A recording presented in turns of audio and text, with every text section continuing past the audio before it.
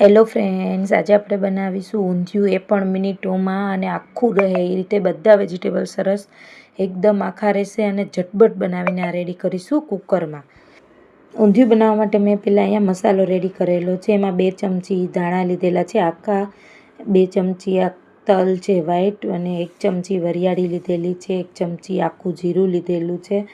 ત્યાર પછી એમાં મેં અજમો લીધેલો છે 1 ચમચી અને ત્યાર પછી આમાં મેં એક તેજપત્તું, એક સૂકું લાલ મરચું, 1 ચકરી ફૂલ, 2 તજના ટુકડા અને 4 લવિંગ મેં અહીંયા લીધેલા છે. આ બધા જ મસાલાને આપણે મીડિયમ ગેસ ઉપર આ એક ફ્રાય પેન મેં ગરમ કરી લીધેલી છે અને તેમાં આપણે સ્મેલ આવવા માંડે એ રીતે આપણે એને શેકી લેવાના છે. બહુ વધારે પડતા નથી શેકવાના. બધા મસાલા પાછા એક્ટિવ થઈ જાય, થોડી સ્મેલ આવવા લાગે એટલે આપણે ગેસને બંધ કરી દેવાનો છે અને તલ થોડાક ચટકવા થોડા લાગે એ રીતે આપણે મસાલો શેકીને ત્યાર પછી આપણે ગેસને બંધ કરી દેવાનો છે. તમે આમાં જોઈ શકો છો થોડું સહેજ ઉપર ગુલાબી રંગનું થાય અને સ્મેલ સરસ સુગંધ આવવા લાગે એટલે આ મસાલામાંનો આપણો ગેસ બંધ કરી દેવાનો છે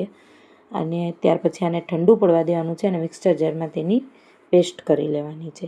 અને અહીંયા આપણે હવે મુઠિયા બનાવીશું ઊંધિયા માટે. તેના માટે મેં અહીંયા 1 વાટકી સમારેલું લીલું લસણ લીધેલું છે, 1 વાટકી મેથી છે, 1 વાટકી ધાણા લીધેલા છે, આદુ, મરચાં, કરી પત્તાની મેં અહીંયા પેસ્ટ કરેલી છે તે મેં લીધેલી છે 2 ચમચી. અને ત્યાર પછી મેં આ જે મસાલો બનાવ્યો છે એ 1 ચમચી છે, લીંબુ છે, મીઠું છે અને 1 ચમચી તેલ લીધેલું છે. આ બધી જ વસ્તુને આપણે એક બાઉલમાં મિક્સ કરવાની છે. એમાંથી મેં થોડી મેથી અને થોડું લસણ વધારેલું છે જે આપણે વઘારમાં યુઝ કરવાનું છે અને થોડા ધાણા. અને આમાં મેં આ મસાલા જે મેં કીધું તમને, જે મસાલો રેડી કરેલો છે 1 ચમચી છે, મીઠું છે અને આ ઓઇલ લીધેલું છે. ત્યાર પછી મેં આદુ, મરચાં અને કરી પત્તા અને સાથે થોડું લીલું લસણ એડ કરીને મેં અહીંયા 3 ચમચી મેં એ પેસ્ટ રેડી કરેલી છે. તેમાંથી આપણે 1 ચમચી આ મુઠિયા બનાવી તેમાં યુઝ કરવાની છે અને 2 ચમચી આપણે વઘારમાં રાખવાની છે. ત્યાર પછી આમાં આપણે થોડું પાણી એડ કરીને આ લોટ થોડો એને ઉપર ગોળી બને એટલો જ મિક્સ કરવાનો છે. અહીંયા મારે 1 વાટકી એટલે કે 1 કપ લોટની જરૂર પડેલી છે અને આ રીતે ગોળી વળી જે આમાં આપણે લીલું બધું જાતું રાખવાનું છે અને આપણે લોટ સેજ ગોળી વળે એટલો જ યુઝ કરવાનો છે. આ રીતે મેં અહીંયા બધી જ ગોળી રેડી કરી લીધેલી છે. ત્યાર પછી આપણે આ ઊંધિયું કુકરમાં બનાવશું એટલે અહીંયા મેં કુકરમાં ગરમ કરવા રાખી દીધું છે મીડિયમ ગેસ ઉપર તેલ, અને તે ગરમ થાય ત્યાં સુધી આપણે આ ગોળી બધી આ રીતે વાળી લેવાની છે, નાની મીડિયમ સાઇઝની. અને ત્યાર પછી આપણે આને ફ્રાય કરી લઈશું. આ મારું તેલ અહીંયા ગરમ થવા આવ્યું છે. અહીંયા મેં એક આમાં રાઈનો દાણો એડ કરેલો છે જે આપણે ફૂટવા લાગે રાઈ એટલે આપણું તેલ આવી ગયું છે અને આપણે આની અંદર ગોળી જે બનાવીને રેડી કરેલી છે તેને આપણે ફ્રાય કરવાની છે. હવે આપણે આને મીડિયમ ગેસ રાખીને આપણે આ બધી જ ગોળીને ફ્રાય કરી લેવાની છે. મીડિયમ ગેસ રાખવાથી આપણી અંદરની ગોળી કાચી નહીં રહે, અંદરનો ભાગ ગોળીનો જે છે તે સરસ એકદમ ફ્રાય થઈ જશે. એટલે મીડિયમ ગેસ ઉપર આપણે ગોલ્ડન બ્રાઉન થાય ત્યાં સુધી આપણે આ બધી જ ગોળી બનાવેલી છે જે ઊંધિયાની તેને આપણે ફ્રાય કરી લેવાની છે સરસ રીતે. આ રીતે આપણે બધી જ ગોળી એડ કરીને વચ્ચે આપણે થોડી વાર હલાવતા જવાનું છે. અને આ રીતે તમે જો ગોલ્ડન બ્રાઉન હવે થોડી થવા લાગી છે અને હવે સરસ ગોલ્ડન બ્રાઉન થઈ જાય એટલે આપણે આ રીતે કાઢી લઈશું. મીડિયમ ગેસ ઉપર જ આપણે આને સરસ ફ્રાય થવા દેવાની છે. આ રીતે મેં અહીંયા બધી જ ઊંધિયાની ગોળીને ફ્રાય કરી લીધેલી છે. અને ત્યાર પછી આપણી આ ગોળી ફ્રાય થઈ જાય એટલે એ ઓઇલમાં જ મેં અહીંયા રવૈયા લીધેલા છે, નાના જે રીંગણ આવે છે તેને આપણે ફ્રાય કરી લેવાના છે. અહીંયા મેં અડધી વાટકીથી ઉપર 2 ચમચી એટલું તેલ મેં લીધેલું છે અને તેમાં મેં મુઠિયા તળેલા છે અને તેમાં જ મેં અહીંયા રીંગણને આપણે 70% કૂક થાય, ફ્રાય થાય એવા આપણે આ રીતે ફ્રાય કરી લેવાના છે અને હવે આપણે નીકાળી લેવાના છે. ત્યાર પછી મેં અહીંયા વેજીટેબલ્સ બધા લીધેલા છે ઊંધિયા માટે. મેં એમાં બટાકી લીધેલી છે, નાની સુરણ લીધેલું છે 1 વાટકી, એટલે 1 વાટકી રતાળું છે, 1 વાટકી મેં અહીંયા સક્કરિયા લીધેલા છે અને 1 વાટકી મેં વટાણા અને તુવેરના દાણા મિક્સ લીધેલા છે. ત્યાર પછી આદુ લસણ મરચાંની પેસ્ટ લીધેલી છે કરી પત્તા સાથે, તે આપણે 2 ચમચી અહીંયા રાખેલી છે વધારેલી. અને ત્યાર પછી મેં અહીંયા સુરતી પાપડી લીધેલી છે અડધી વાટકી દાણા સાથે.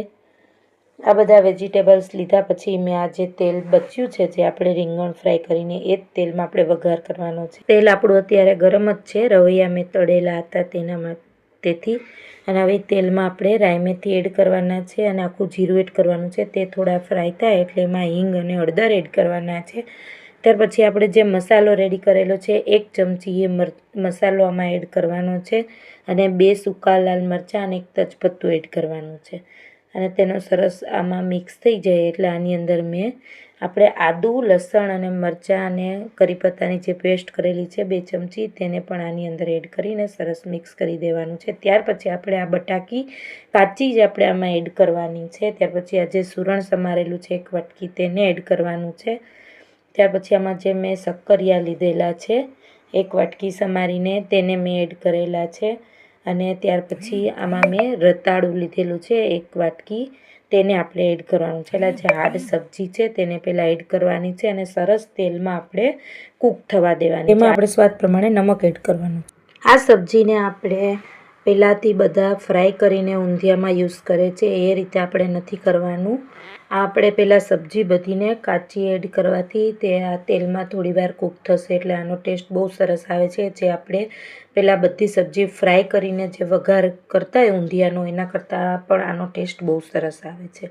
આ રીતે થોડા વેજીટેબલ્સ આપણા 40% જેટલા કૂક થવા આવે લાગે એટલે ત્યાર પછી આપણે હવે આની અંદર જે દાણા લીધેલા છે તુવેરના છે, વટાણાના છે, પછી ત્યાર પછી સુરતી પાપડીના જે છે તેને આપણે એડ કરી દેવાના છે. થોડી વાર એને કૂક થવા દેવાના છે 1 મિનિટ માટે. અને ત્યાર પછી મેં અહીંયા 4 મીડિયમ ટમેટાની પેસ્ટ કરી લીધેલી છે, પ્યુરી કરી લીધેલી છે મિક્સચર જારમાં, તેને મેં એડ કરેલી છે. અને ત્યાર પછી થોડા લીલા ધાણા આમાં એડ કરેલા છે. આપણે થોડી મેથી રાખેલી હતી બચાવીને, થોડું લસણ હતું અને થોડા ધાણા રાખેલા હતા તેને હવે આપણે આ સબ્જી જોડે એડ કરી દેવાના છે. તેનો ટેસ્ટ બહુ સરસ લાગે છે આ ઊંધિયામાં. અને ત્યાર પછી આપણે આમાં થોડા મસાલા કરીશું. એમાં 3 મોટી ચમચી મરચું પાવડર છે, 2 ચમચી ધાણા જીરું પાવડર છે અને 1 ચમચી જે આપણે ઊંધિયાનો પહેલાં મસાલો રેડી કરેલો છે તેને આપણે એડ કરવાનો છે.